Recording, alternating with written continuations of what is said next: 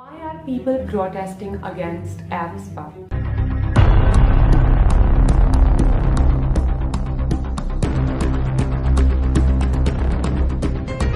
Hello everyone, this is Siddhi and For Women in India is back with another video.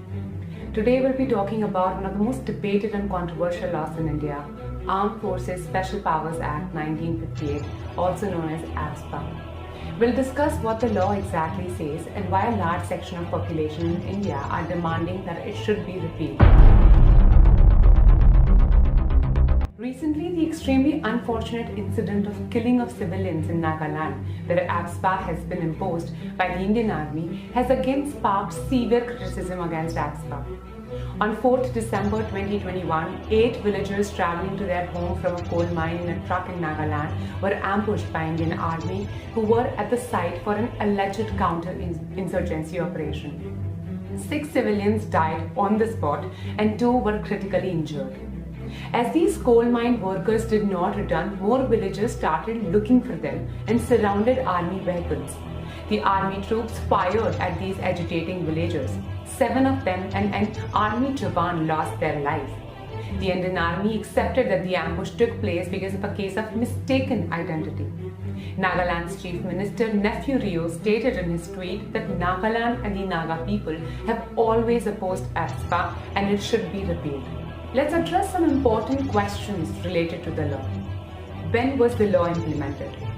The AFSPA finds its origin in colonial India when the British introduced the law to control the Quit India movement launched by Mahatma Gandhi in 1952. After independence, the then Prime Minister Jawaharlal Nehru decided to continue with the law in view of insurgency in Assam and Manipur.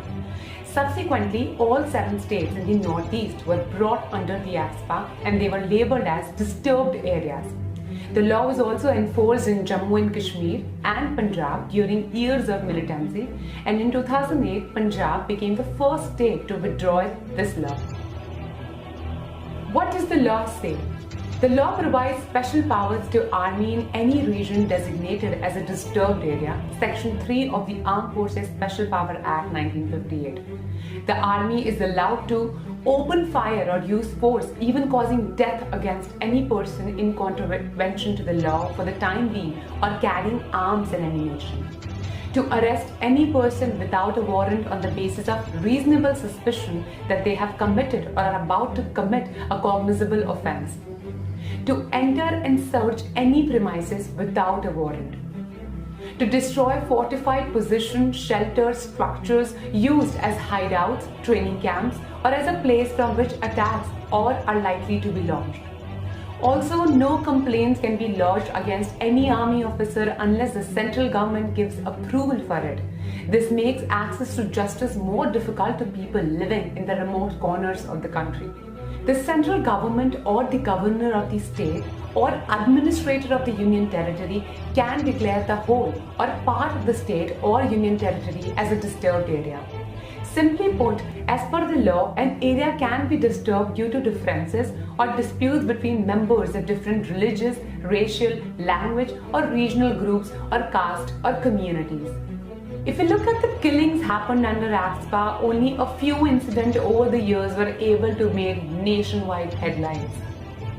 In February 1994, 9 youths were picked up from their homes in Assam without any verification, following the death of the general manager of the Assam Frontier Tea Limited at the Talab Tea Estate, who was allegedly killed by the United Liberation Front of Assam gunmen.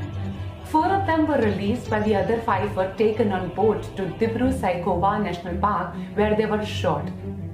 Many of you might have heard about the Manipur's Irom Sharmila, who has been vehemently protesting against AFSPA. She went on a hunger strike in November 2000 and continuing till August 2016.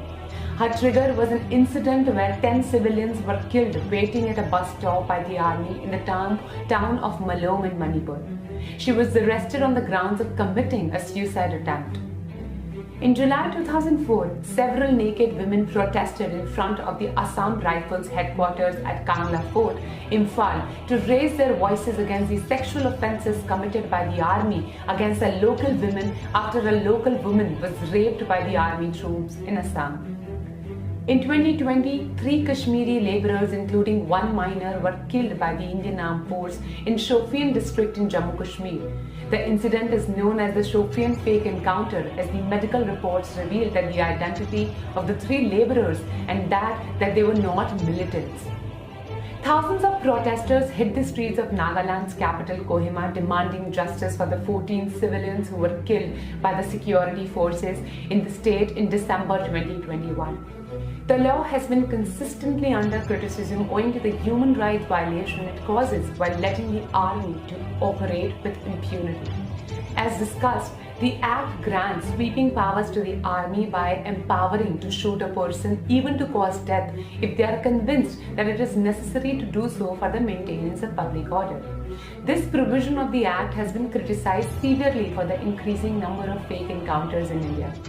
In 2004, following the alleged custodial death of a woman arrested by the army, the Union government constituted a committee headed by a former Supreme Court Judge Justice P.P. Jeevan Reddy for reviewing the law. The committee recommended repealing the law and said that it had become a symbol of hate and an instrument of discrimination and high-handedness. Again, in 2007, the Second Administrative Reforms Commission also recommended that AFSPA should be repealed. The Commission stated that the same would remove the feeling of discrimination and alienation among the people of the northeastern states. In 2013, Justice J.S. Verma committee also recommended that the continuance of AFSPA in conflict area needs to be revisited in order to extend legal protection to women in those areas. In 2016, in a probe into 1,528 cases of alleged fake encounters in Manipur in the last 20 years, the Supreme Court said that the indefinite deployment of armed forces in the name of restoring normalcy under AFSPA would mock at our democratic process. However, there are still differing opinions on the need of AFSPA. Lieutenant General retired Raj Kadyan, a former Vice Chief of the Army Staff, has been quoted saying that AFSPA is essential for the Army to keep insurgency down to a level where the civil administration can carry out its functions. He also said that the Army needs legal cover, that is AFSPA, to operate in abnormal circumstances in the disputed areas. In 2019, Prime Minister Modi stated that there is no scope of repealing AFSPA from the valley, as the same would mean sending our soldiers to the gallows. Amidst the debate around its effectiveness, it is less likely that the government would take the decision of repealing AFSPA, since the central government has not given any concrete response on the same in the recent years. If the aim of the law was to safeguard the civilian safety, then the same has not been achieved, as the news headlines about fake encounters have been haunting the public since many years now. Do you live in one of the affected areas? Do write and tell us your opinion. And that's all for the video. Thank you for listening. Please share your views in the comment section below. And if you like the video, please hit the like button and don't forget to subscribe to our channel. If you like our work, do consider contributing on our Patreon page. The link is in the description box.